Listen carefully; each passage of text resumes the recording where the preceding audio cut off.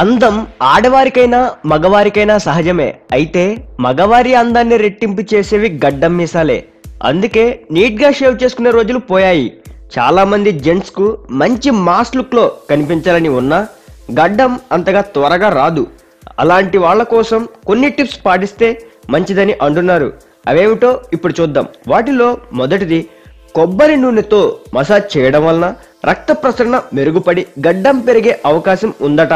Rosemary నూనె కొబ్బరి నూనెతో కలిపి రాసుకుంటే మంచి ఫలితం కూడా ఉంటుందట. ఉసిరి, దీనిని ఇండియన్ గూస్బెర్రీ అంటారు.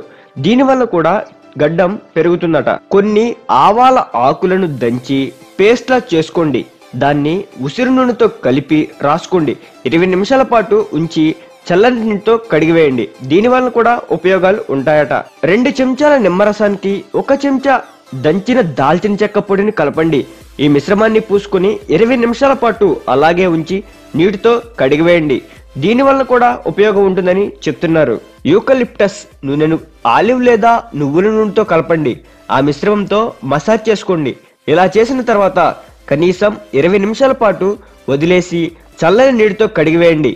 మీ ముఖాన్ని ఎంత శుభ్రంగా ఉంచుకుంటే అంత ఎక్కువగా గడ్డం పెరగడానికి అవకాశం ఉంటుంది. ఇక ప్రోటీన్, శాచురేటెడ్ ఫ్యాట్ గడ్డం పెరగడానికి చాలా అవసరం.